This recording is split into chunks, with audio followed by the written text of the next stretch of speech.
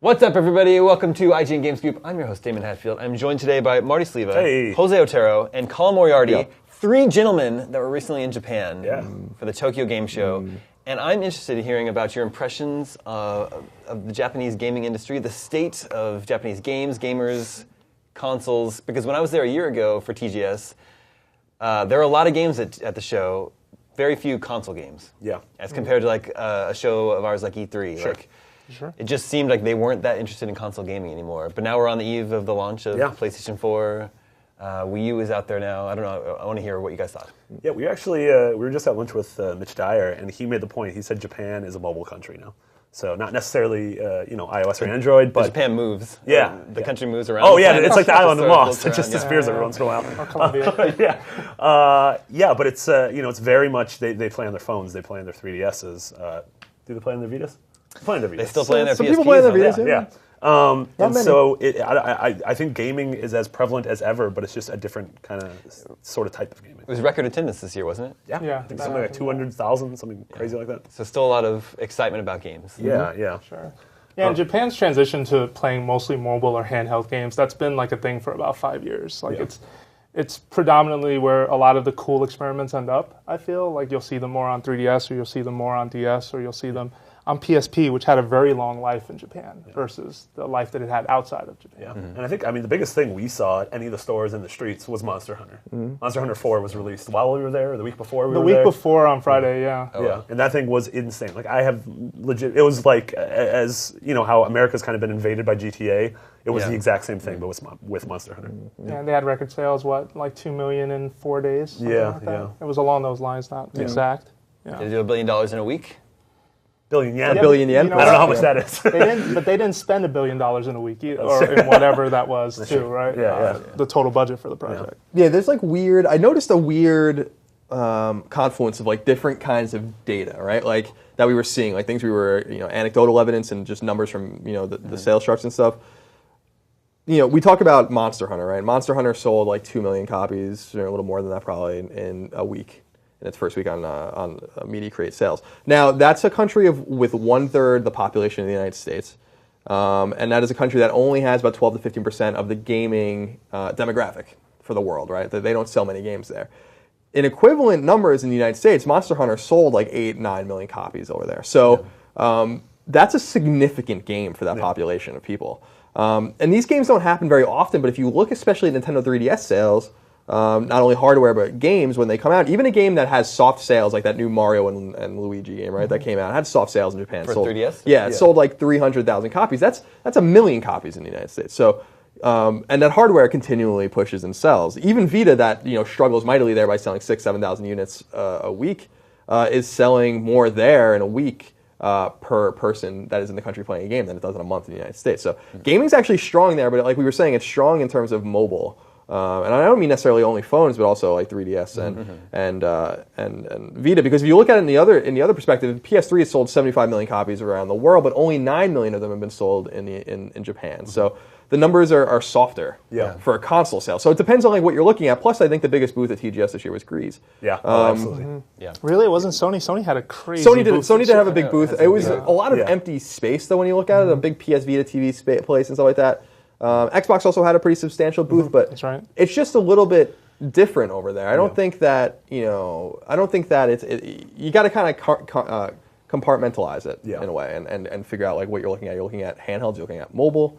I think the console sales are certainly flagging there. I think Wii U is getting destroyed over there, for instance. I don't know if it's going to be any better for PS4. It certainly probably isn't going to be for Xbox One. Yeah, it was interesting too. We did a big sort of pre-event at Namco Bandai headquarters, and they showed off Dark Souls, which was really great. They didn't show off anything next gen. They wouldn't even talk about next gen.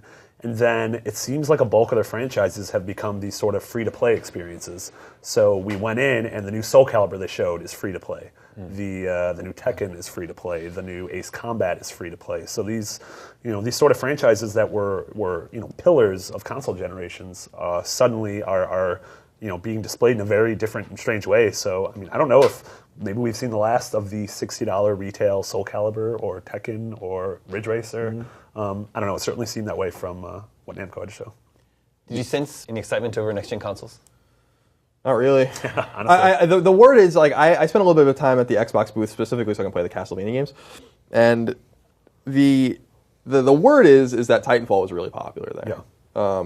That might be a game changer. I hate using that term, but a game changer for Microsoft there. But we were talking about just console sales now with games that are big. JoJo's Bizarre Adventure is a really good example. Yeah. I brought that game home with me so we can mess around with it, do some coverage here. That game sold 500,000 copies in 1 week, which is substantial for a console game there.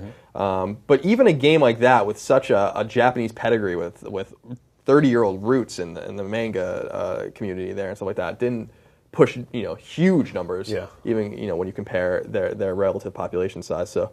I think and I think they're a little dissatisfied with PlayStation 4 being late there, especially because we're finding out every day that PS4 is coming out sooner almost everywhere else, like South Africa, South America, places that are burgeoning markets for Sony, but like they're still neglecting their home territory, and there's a reason for that because they know that they're going to win there. First of all, they're going to beat Nintendo and they're going to beat Microsoft in the console space there. They know that, and the games aren't ready because no one's making them over there. There's just not any deep down is. The only super Japanese-centric game that I can think about even on PlayStation 4 right now. Wait, did you get to check that game out? I did. Yeah. Your impressions were stiff and weird. I couldn't really read the screen. Yeah. But it just wasn't. Because it's in Japanese. Yeah, exactly. Yeah, and there was a lot. There was a lot of menus and a lot of kind of combat data. But the game. A lot of people were making Dark Souls comparisons, which I don't necessarily agree with. The game felt strange. At a glance, it looks a lot like Dark Souls. It looks a lot. I have the same camera, same sort of medieval dark fantasy. Mm-hmm. But the game was pretty, but it didn't feel good to me. Yeah, it's procedural, which is cool. There's certain things about the game that are neat, and I felt a very similar way when I first played Beyond Two Souls, when I was like, I don't like this. Yeah. And I ended up actually liking it a lot more when I really had to sit with it. So. It could be the same thing here, but they're not ready for the next gen because I don't think the developers over there care. Because when I was at Namco the day before we had our event there, talking to the Tales team, and more of that on IGN. There's a lot of stuff I talked to them about, but they're not focused on next gen at all. And even Inafune with Mighty Number 9 or something like that, his stretch goals bring the game to PS3 and 360 in 2015. It's there's weird things like that where. I think in the West, we'll be making the jump much sooner than that, and who knows how these consoles resonate. Yeah. As you made your way around Tokyo, what sort of video game advertising did you see on billboards or on TV? A lot of Monster Hunter. A lot of Monster Hunter. Everywhere. Yeah, that and Hatsune Miku, believe it or not. The Blue Diva thing. You don't need to know. But those games are out here. That game just came out, or one of them just came out here recently. Yeah. Do those sell well here? They're both huge. No. I think this is really, it's there's a Vita version that never came out here. This is a PSN version. Mm-hmm. I'm sure it'll sell well to a niche of people. But a lot of Monster Hunter. Yeah. When we went to Akihabara, that opened up a little bit into a lot of very Japanese-centric RPGs and 3DS games being shown off. But And GTA was definitely being shown too, which is cool. Which is, I think it releases in 2 or 3 weeks there, but people seem excited. But not too much. Not too much from a diversity of games. I would say. At the show itself, I noticed a lot of people were really excited around the Square Enix booth. Right. And there was they had new Final Fantasy 13 3 Lightning Returns hands-on, which was really cool. But they also had a theater running trailers, and it was the same 15 and Kingdom Hearts 3 trailer from E3, and tons of people crowded around and watched it and cheered afterwards. So, I mean, those are kind of the things, those 2 games seem to be the Japanese next-gen games that people are most excited about, despite the fact that we won't be seeing those for, 2015, 16, if that. Yeah. Even though it's easy to be down on Japan, though, I feel like this generation, Japan has delivered some interesting games that, for example, Catherine, something like Dark Souls. Sure. There's a it's not as big of a list maybe as it was during the PlayStation era and during the PlayStation 2 era, but there are still those games that you look at and you go, wow, that's distinctly Japan, very great art direction, really interesting mechanics. There's a lot of excitement around Metal Gear Solid 5. Oh, too. yeah. Oh, of course, yeah. And this is the weird thing I'm kind of observing. I'm not down on Japanese games because I'm actually having a lot of fun with them. Dragon's Crown, I think, is another great example of a fantastic game.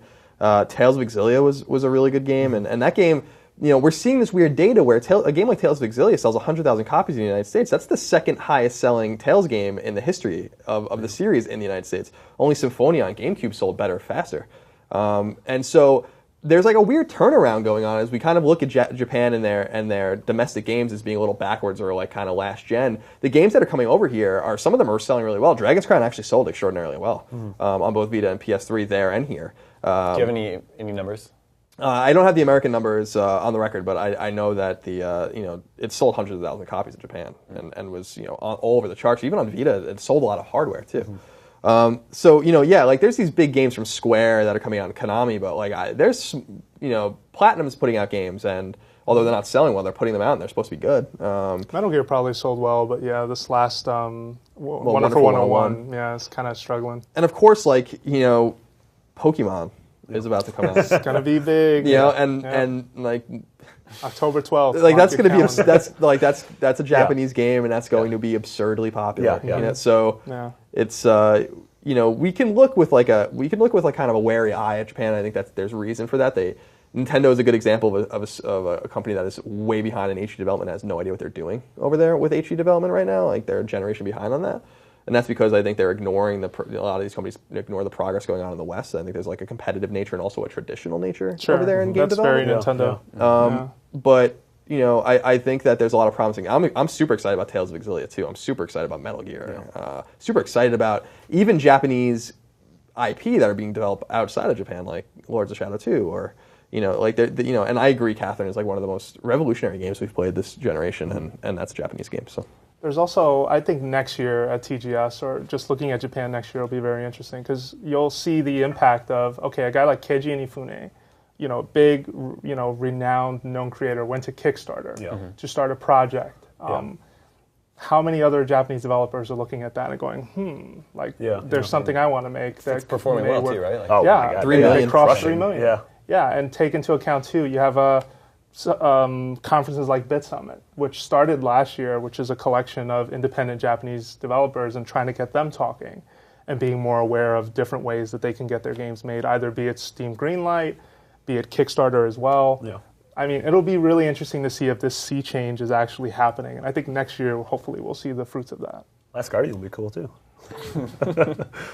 So also, I owe. Yeah, when am I getting my steak dinner? Because I felt it in my gut this year. No, Colin. Yeah, that was foolish. I'll say this too, just real quick, that we talk a lot about what's happening now in Japan, what's happening in the future in Japan, but what really resonated with me when I was in Japan and in Tokyo is the heritage of gaming and the tradition of gaming there, and it's not quite like anywhere else in the world that I've been. That's right. Like there's just those shops like Super Potato and like Madarake. Just absolutely outrageous. Yeah. Outrageous. Made the trip for me. Like much better than going to TGS was spending a day in Akihabara. And like if you are an old school game fan, like I picked up all the Rockman games while I was there, Mega Man games.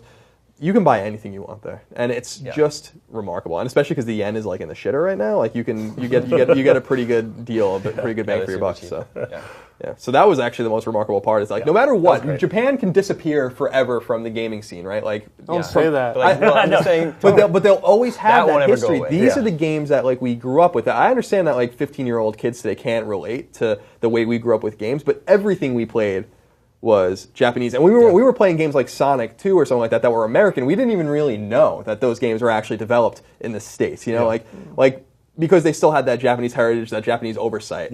And today, like we have this big West versus East mentality in this competition. Who's better, the Western RPG or the Japanese RPG? We didn't have any choices back then, and that was awesome because we didn't need them.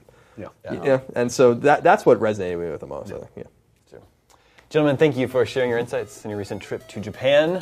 Stay tuned for more from IGN Games Group.